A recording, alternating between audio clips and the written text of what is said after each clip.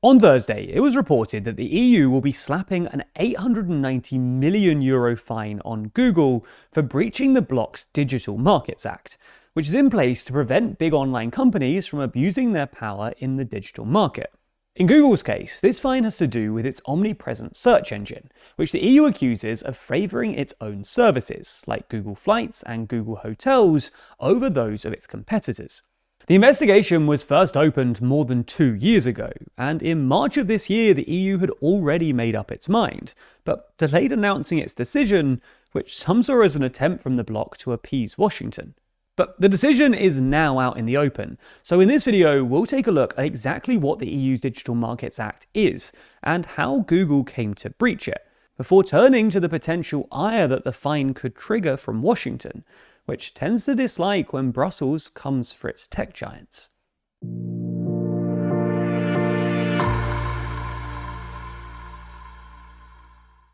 We believe that the owner of a news organization determines the stories that they're allowed to tell. So that's why we still own the whole company, have no outside investors, no private equity, and no outside interests. Find out more about what we believe in our official manifesto. It's linked in the description of every one of our videos. So, let's start by explaining what the Digital Markets Act actually does. In short, the EU's Digital Markets Act, or DMA, was proposed in December 2020, adopted by the European Parliament and Council in September 2022, and became applicable a few months later. The DMA essentially complements current antitrust laws, and its central objective is to guarantee fairer competition in the digital sector. To do so, the DMA has a set of criteria to identify gatekeepers, i.e. large digital platforms providing core platform services, such as online search engines, app stores, and messaging services. Usually, the DMA considers a company to be a gatekeeper when its core platform services have a significant impact on the EU's internal market, acts as an important gateway for business users to reach end users, and enjoy a stable and durable market position. For now, the European Commission has identified 7 key gatekeepers. These large digital companies then have to comply with a series of do's, i.e. obligations, and don'ts, i.e. prohibitions. In other words, the DMA serves as a check on the power of the biggest digital gatekeeper companies. To comply with the DMA, gatekeepers have to, for example, allow third companies to interoperate with the gatekeeper's own services in certain situations, and allow business users to promote their offers and conclude contracts with their customers outside of the gatekeeper's platforms. In order to not be in breach of the DMA, gatekeepers can't, for example, treat services and products offered by the gatekeeper itself more favorably in rankings than similar services or products offered by third parties on the gatekeeper's platform, or prevent consumers from linking up to businesses outside their platforms. Should large digital companies decide not to comply with the DMA, the EU can hit them with fines up to 10% of the company's global annual turnover, or up to 20% in the event of repeated infringements.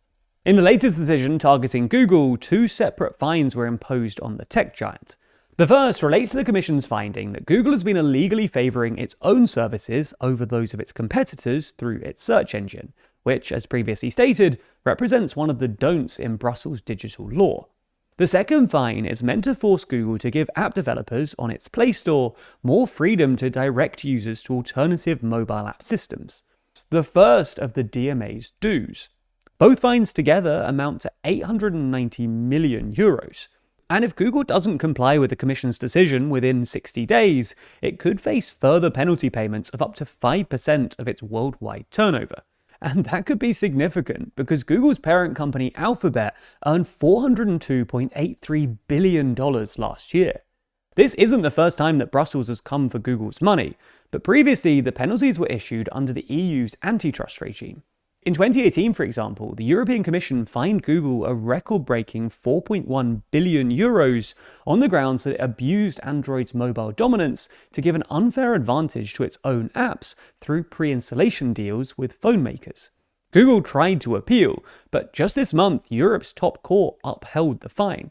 That huge fine was part of a larger case against Google, which ended with regulators fining the company a total of €8 billion between 2017 and 2019.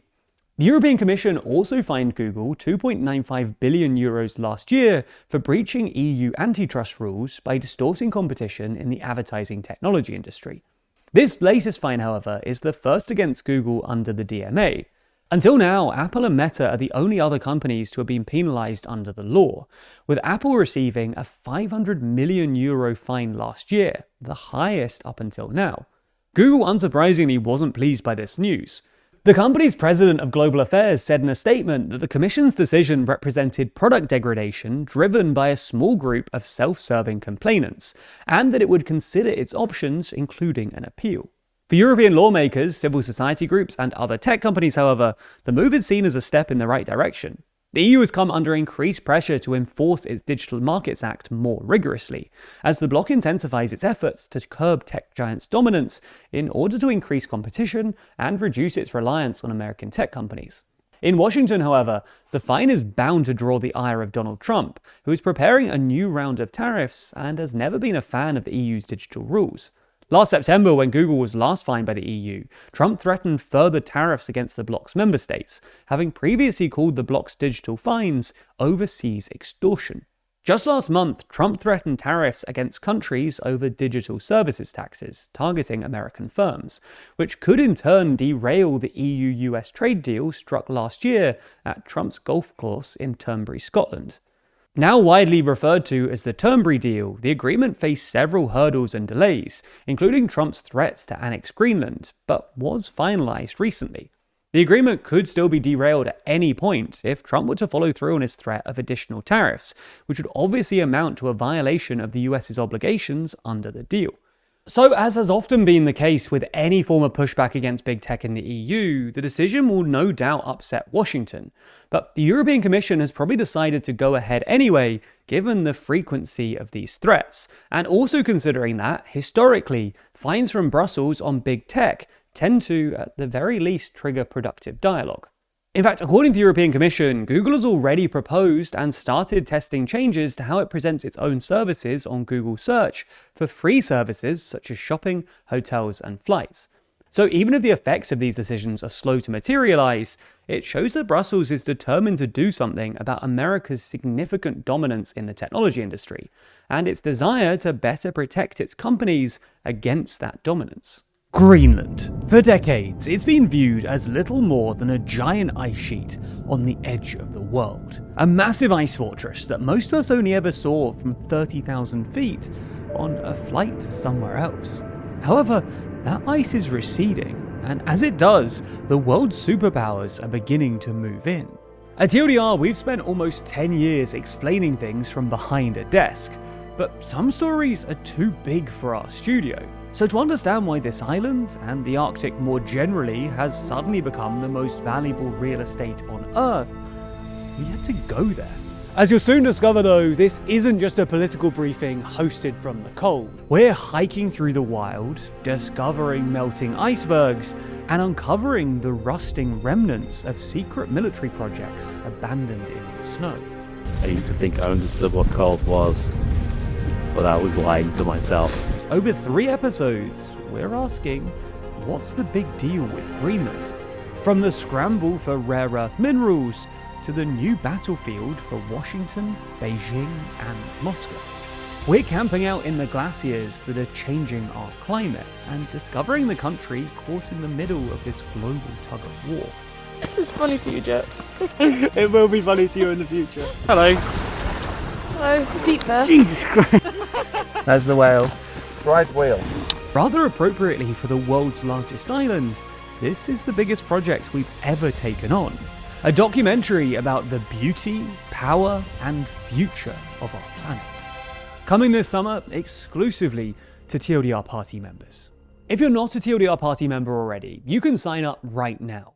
Members not only get access to 2 long documentaries like this one, but they also get access to the audio versions of every article in our magazine, Too Long, each narrated by the writers of those articles, allowing you to listen along to it all. You also get access to our behind-the-scenes podcast, The Bullpen, access to our extra podcasts, The Last Move and The Last Word, our brand new news quiz, plus our brand new UK politics podcast, Andemonium. Becoming a member costs £3.99 a month, but for the very best deal, you should grab the Too Long and TLDR Party bundle. That way you get both our quarterly magazine Too Long, as well as access to all of the benefits of TLDR Party for a very discounted rate. Plus, if you use code Greenland, we'll give you an extra £4 off your first bundle payment, making it basically the same price as a standalone subscription. Find out more and support the channel at toolong.news/party.